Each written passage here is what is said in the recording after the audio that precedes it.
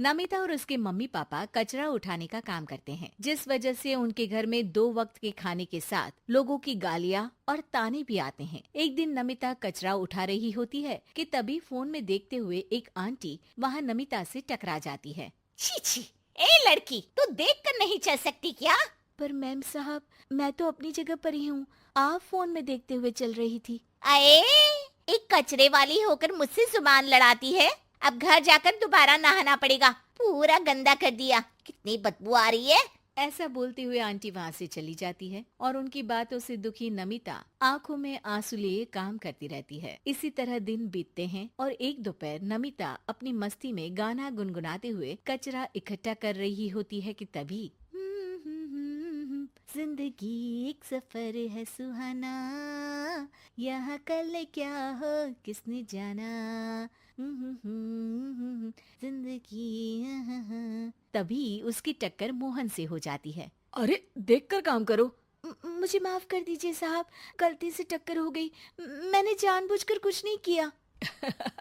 ऐसा कोई जानबूझकर भला करेगा भी क्यों? कुछ नहीं होता।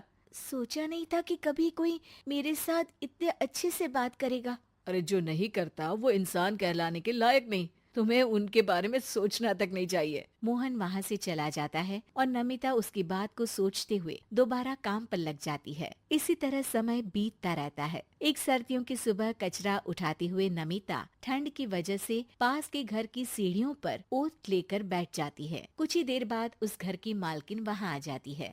हाय तौबा, मेरा सारा घर गंदा कर दिया। अरे मैं घर के सामने गंदगी नहीं होने देती और तू पूरी की पूरी गंदगी मेरे घर की सीढ़ियों पर ही आकर बैठ गई। मालकिन, ठंड बहुत है इसलिए कुछ देर बैठ गई, अभी चली जाती हूँ और सफाई भी कर दूंगी। अरे यहाँ बैठकर घर पहले ही गंदा कर चुकी है, अब छूकर अशुद्ध भी करना चाहती है। अपनी माँ के चिल्लाने की आवाज सुनकर मोहन घर से बाहर निकल आता है, जहाँ नमिता को देख वो किसी तरह अपनी माँ को शांत करके घर में वापस भेज देता है। मुझे माफ कर दीजिए मालिक, गलती हो गई। अरे प्लीज मुझे मोहन बुलाओ और अपनी माँ की तरफ से मैं माफी मांगता हूँ। अरे नहीं मालिक, लोग वैसे भी हमें इंसान समझते ही कहाँ है, इसलिए अब इन सब की आदत है। अगर इन सब की बातों को बुरा लगाने लगे तो भूखे ही मर जाएंगे।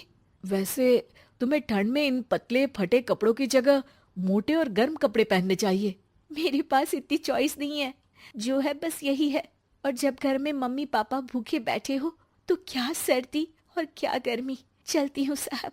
नमिता तो वहाँ से चली जाती है, लेकिन अब मोहन उसके बारे में सोचना ही बंद नहीं कर पाता। कुछ दिनों बाद नमिता दोबारा कचरा उठाने मोहन के घर के पास आती है, जिसे देख वो एक नया गर्म सूट लेकर उसके पास आता है।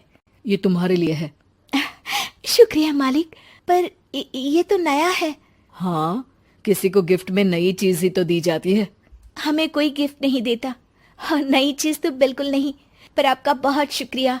चलती हूँ, बहुत काम बाकी है। एक बार फिर नमिता मोहन को अपनी सीधी बातों और साफ दिल से प्रभावित करके चली जाती है। अब मोहन उसकी बातों और सोच में खोया रहने लगता है। जितनी बार नमिता उसके घर के करीब आती है, वो किसी न किसी बहाने उससे मिलता रहता है। ये सिलसिला लंबा चलता है, जिसमें धीरे धीरे दोनों एक दूसरे से प्यार करने लगते हैं। नमिता, क्या तुम मुझसे शादी करोगी? मुझे नहीं लगता कि ये सही है। तुम्हारे घर वाले और समाज के लोग मुझे कभी नहीं अपनाएंगे। मेरी वजह से तुम क्यों अपना जीवन खराब करना चाहते हो? मेरा जीवन तुमसे शादी करने के बाद नहीं, बल्कि शादी नहीं करके खराब होगा।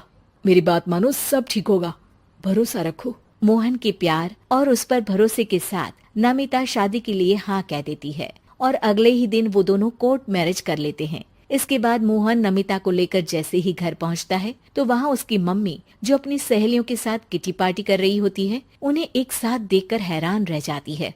हाय राम, कल मुही करम जली, तुझे एक दिन सीढ़ियों पर बैठने के लिए कुछ जरा बहुत बोल क्या दिया।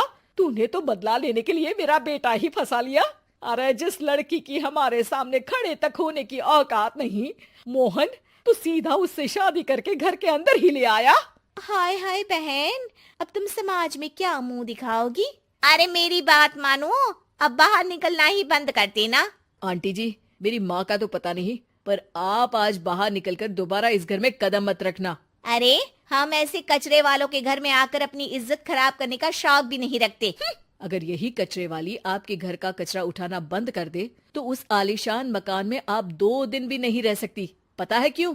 क्योंकि आप जितनी गंदगी फैलाते हैं ना, उसे ये साफ करती है। इसलिए आपका घर साफ रहता है और आप उस पर घमंड कर पाती है। इस हिसाब से तो आप और हम कचरे वाले हुए। ये नहीं, कुछ भी हो, बीमारी, ठंड या गर्मी, ये हमेशा अपनी फिक्र ना करते हुए आपको सेफ एंड क्लीन रखने के लिए सफाई करने आती है और आप इसे ही गंदा बोलती है। शर्म करो। मोहन की बात सुन के सबको अपने कहे पर शर्म आने लगती है, जिस पर वो नमिता से माफी मांगते हैं और मोहन की मम्मी भी उसे अपना लेती है।